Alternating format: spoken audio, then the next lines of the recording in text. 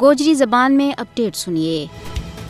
بھارت کے زیر تسلط جموں کشمیر میں قاصد فوج کی طرفوں برپا کیا گیا سانحات کی ایک طویل فہرست ہے۔ انہیں دلدوز سانحات بچو ایک سانحہ گاؤں قتل بھی ہے۔ جب 21 جنوری سن 1990 نا درندہ صفت بھارتی فوجیوں نے سری نگر کا گاؤں قتل علاقہ میں پرامن مظاہرین ور گولیاں کی بارش کر کے 50 تو زیادہ بے تقصیر حریت پسندانہ شہید کر دی تو یہ کشمیریوں کی نسل کشی کو بڑو دل خراش سانحہ ہے۔ 35 سال گزرنے کے باوجود ان فوجی بگیاڑانہ سزا نہیں دیتی گئی جڑا اس ماں ملوث تھا۔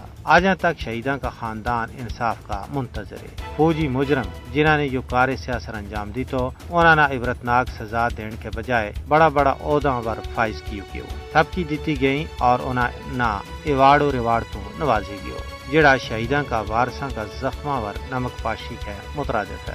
کشمیری حریت پسند عوام کا ذہن تو آج تک اس دلدوز سانحے کی یاد دور نہیں ہو رہی ہے۔ آج تک بھی زخم ہرے ہیں۔ نہ صرف سانحہ گاؤں قتل بلکہ بھارتی فوج نے آج تک کشمیر میں 5 تو زیادہ بڑا سانحات برپا کیے ہیں، جن میں سانحہ زکورہ کراسنگ، سانحہ کنن پوشپورہ، سانحہ سوپر، سانحہ حول، سانحہ ہندواڑہ، سانحہ کپواڑہ، سانحہ کرفلی محلہ، سانحہ چھٹی سنگھ پورہ سر فہرست ہے۔ ان سانحات میں ہزاراں بے گناہ کشمیری شہید ہوا، لیکن کسی ایک مجرم فوجی نہ بھی سزا نہیں ہوئی۔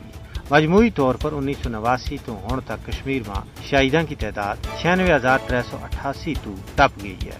آج بھی فسائی مودی کی زیر قیادت ہندوستان کشمیر میں اپنی غیر قانونی قبضہ نہ مستحکم بنانے واسطے سانحہ گاؤں قتل جیسا قتل عام کو منصوبہ بنا رہے ہیں۔ کشمیر میں ہر تیڑا کو قتل عام بھارتی جمہوریت کا متھاور ایک بدنما داغ ہے۔ بھارت اس قتل عام کے ذریعے کشمیری غیور آزادی پسند عوام میں خوفزدہ کرنا چاہتا ہے۔ RSS کی پروردہ مودی حکومت نے مقبوضہ خطہ میں اپنا مظالم کا سارا ریکارڈ توڑ چھوڑے ہیں۔ ضرورت اس گل کی ہے کہ عالمی برادری کشمیری عوام کا قتل عام کی تحقیقات کراوے اور بھارتی فوجی مجرمانہ کیفر کردار تک پہنچان میں اپنا عملی کردار ادا کرے۔